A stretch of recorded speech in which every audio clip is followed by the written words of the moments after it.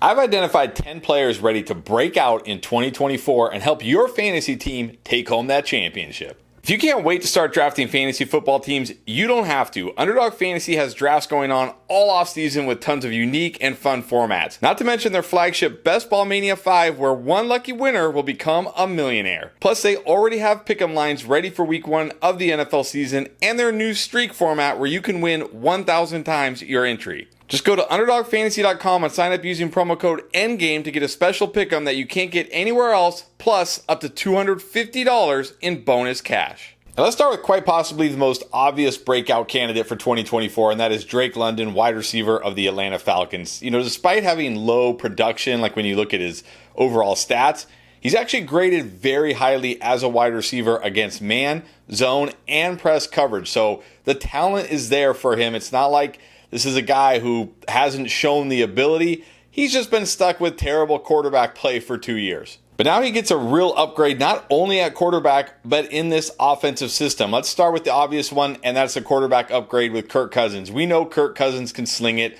We know he can support fantasy wide receivers. It wasn't just Justin Jefferson. Remember, it was Adam Thielen before Justin Jefferson. You go back to the Washington days, guys like Deshaun Jackson. Kirk Cousins can support a fantasy stud wide receiver.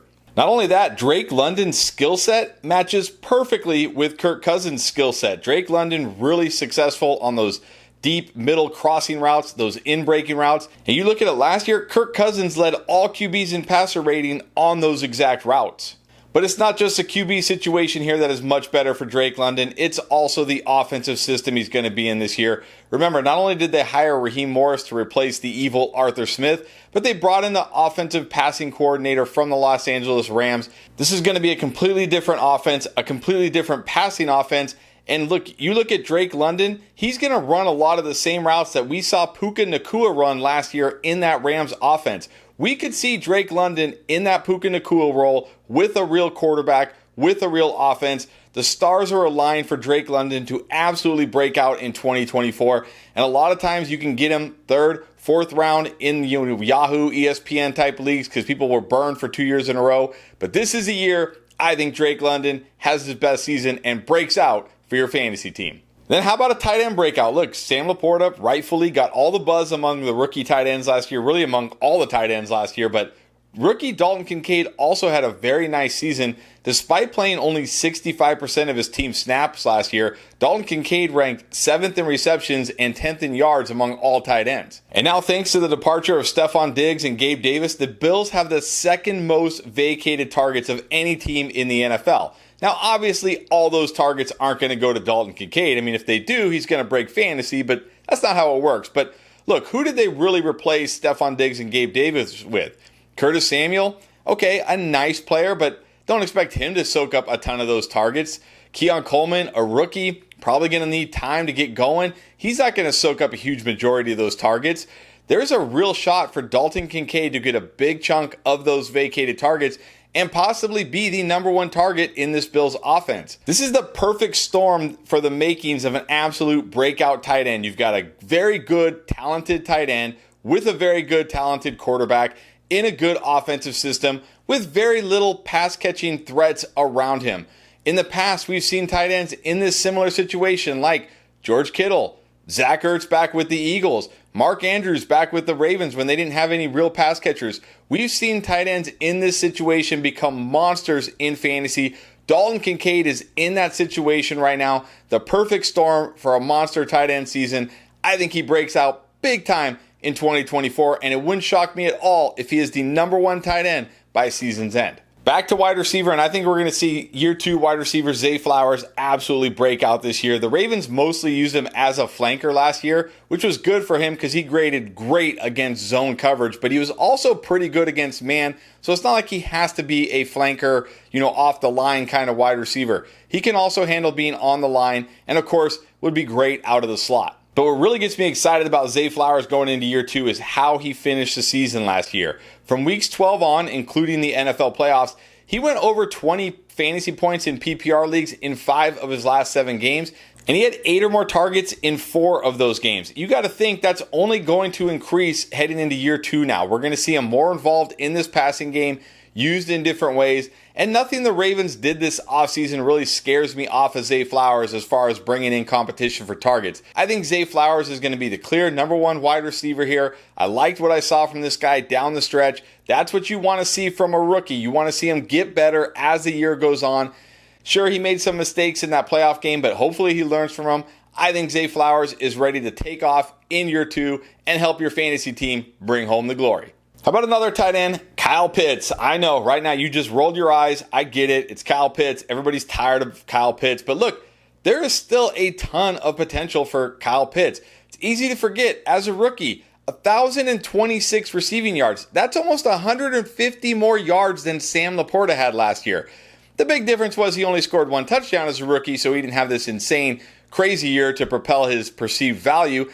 Then, of course, in 2022, suffered a major injury. And then we found out last year he was probably still dealing with that injury for most or all of the season, not to mention dealing with Desmond Ridder, Taylor Heinicke, and, of course, the evil Arthur Smith. But like I mentioned with Drake London, he now not only gets an upgrade with quarterback, but with offensive scheme. And it's crazy to think this guy is still only 24 years old.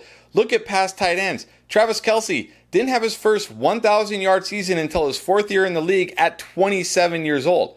Mark Andrews didn't have his first 1,000-yard season until his 4th year as well, and he was 26 years old. It's crazy to me that people are already giving up on a 24-year-old tight end as talented as Kyle Pitts just because he hasn't lived up to expectations for his first 3 years. He's entering year 4, which is typically a big-time breakout year for tight ends. He's still only 24 years old.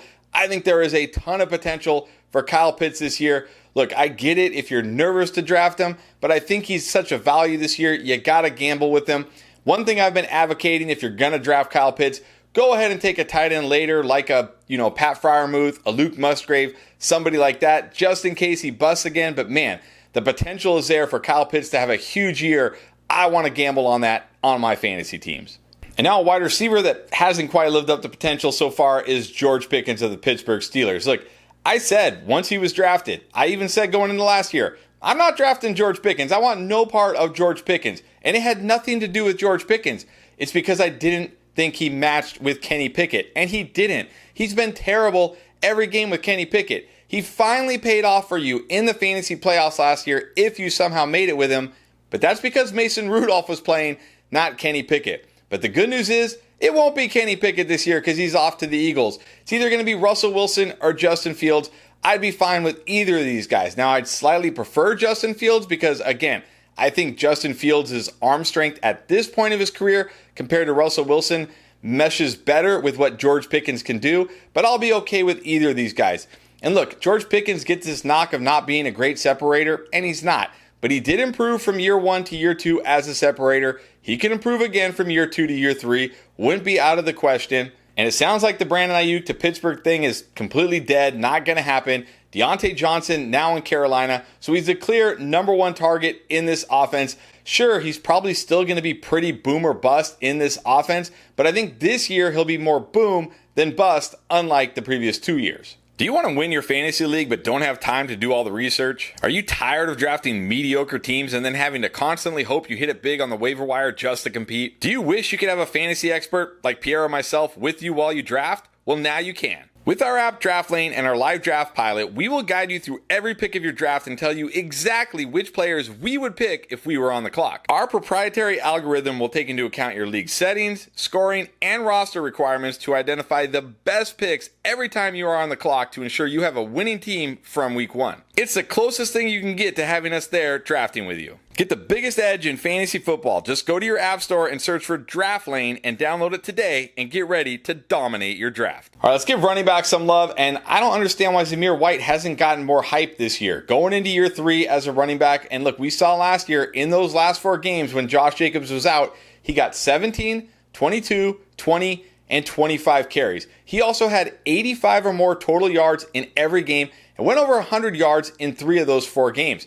And despite being labeled as not a pass catcher, he somehow caught 9 passes in those 4 games. Now, that's not elite pass catching numbers, but if he can get you 2 2-ish pass catches a week, that's going to be huge for his fantasy value. And one thing I was like watching this early offseason for Zamir White was, what are the Raiders going to do at head coach? Well, thankfully, they brought back Antonio Pierce. Antonio Pierce does not hide the fact he wants to establish the run. He wants to run the ball relentlessly. Zamir White is the guy on early downs. He'll get enough work on third downs to catch enough passes, I think, in this offense. And look, this is a guy that has juice. I think people just think of Zamir White as like this big bruising back, but he had a 96th percentile speed score, ran a 4.440 at 214 pounds. I'm not being hyperbolic when I say Zamir White has true RB1 potential this year, and he's going at such a discount in every fantasy site.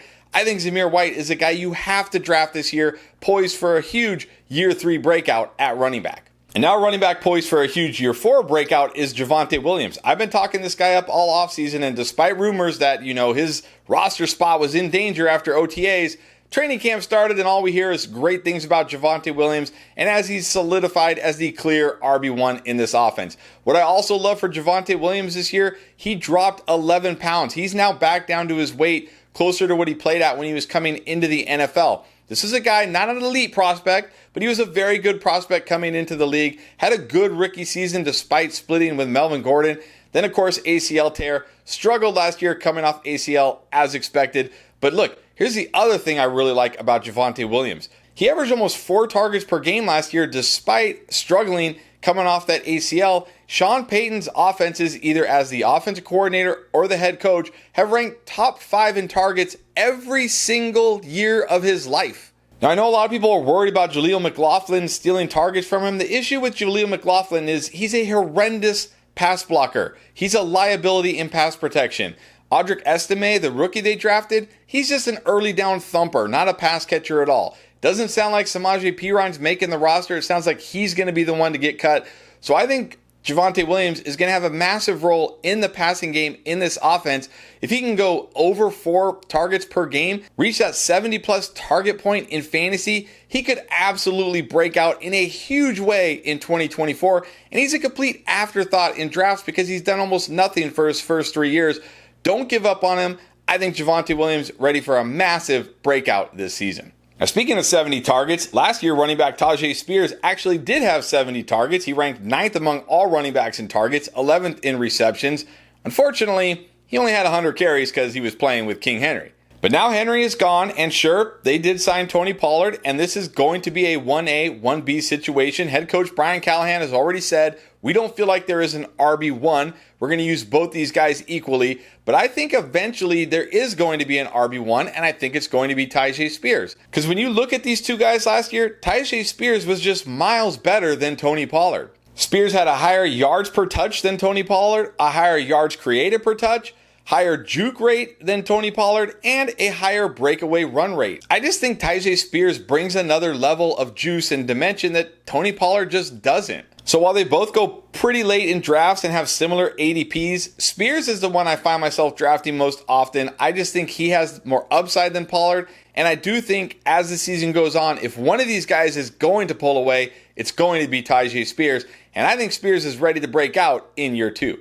Let's go back to wide receiver, a year 2 wide receiver. I really think Jackson Smith-Njigba is going to have a year 2 breakout this year. When you look at it last year, his usage was not what you want to see from a wide receiver. He played 62% of his snaps in the slot, which is okay and probably okay for him, but he was only used as like a layup slot wide receiver. His average depth of target of 6.1 yards ranked 95th among all wide receivers last year, and honestly, it got better as the season went on. Early in the year, his average depth of target was like 2-3 yards. I mean, basically just screen passes, which is really weird because this is a guy who excels not only on those intermediate routes, but also in the vertical game. I'm surprised the Seahawks didn't use him more as a vertical slot wide receiver, but I think we see it this year. We obviously have a new coaching staff here. Ryan Grubb has come in as the offensive coordinator, coached at Washington last year, Washington University. I think they're going to get JSN more involved in this offense. Tyler Lockett didn't look good last year, just getting older. I think we see JSN